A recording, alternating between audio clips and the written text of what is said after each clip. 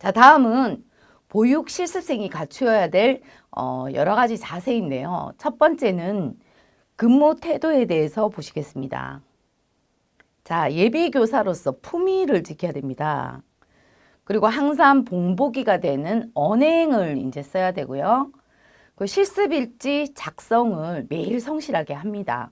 모아놨다가 한다든지 아니면 뭐 컴퓨터 파일로 이제 하고 있으니 방문 지도를 했을 경우에도 제시를 하지 않는 경우가 있거든요.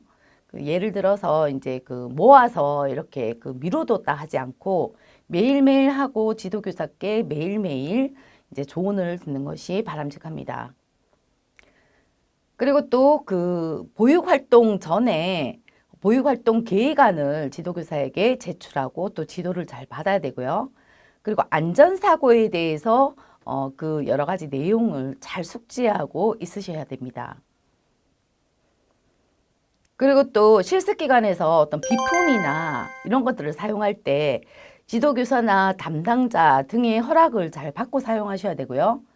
또 교구나 교재를 제작할 때 이제 본인이 보육 활동을 이제 실행하기 전에 계획을 할 때 나는 이제 그 실습 기간에 있는 비품을 사용 안 하고 내가 직접 한번 교재 교구를 만들어서 수업을 진행해 보고 싶다. 이럴 경우에 제작을 이제 혼자서 시작할 게 아니고 미리 지도교사와 협의를 하고 난 다음에 제작을 하는 것이 중요합니다.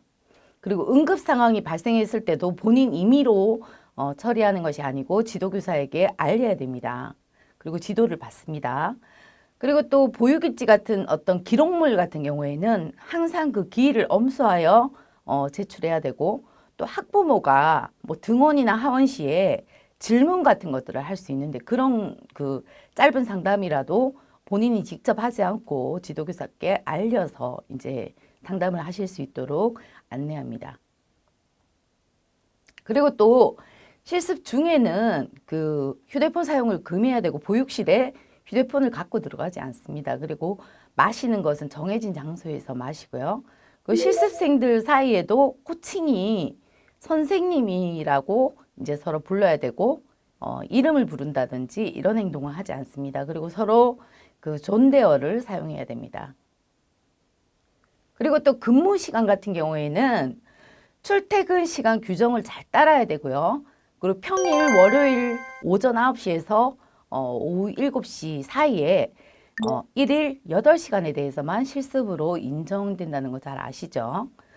그리고 또 출근 시간을 엄수해야 되고 무단 결근, 지각, 조퇴 이런 것들을 하지 않는 것이 좋습니다. 그리고 만약 결근을 해야 된다면 미리 원장님과 지도교사님께 허락을 받고 그 의논하에 그렇게 해야 됩니다.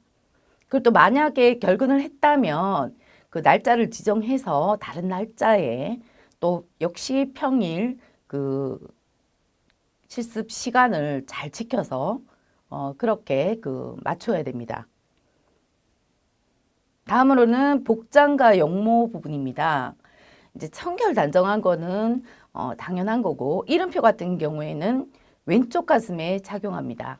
그리고 또 화려하고 노출이 심한 복장, 뭐 민소매라든지 아니면 속옷이 이렇게 좀 비친다든지 짧은 반바지, 짧은 치마 이런 것들은 좀 피하는 것이 좋고요. 짙은 화장, 진한 향수 이것도 이제 피하고 또 이제 안정상 문제가 되는 장신구 있지 않습니까? 뭐 길이가 긴 귀걸이라든지 목걸이 이런 것들은 이제 아이들이 잡아당길 수 있기 때문에 이런 것들은 최대한 지양합니다. 그리고 또 손톱도 이제 짧게 단정하게 하는 것이 좋고 머리도 길다면 뒤로 묶는 것이 좋습니다. 그리고 실내에서는 실내화를 신고 이제 굽 높은 신발이나 딱딱한 신발 이것은 그 실내나 실외나 다 사용하지 않고 슬리퍼도 웬만하면 신지 않는 것이 좋습니다. 그리고 양말을 준비하시는 것이 좋고요.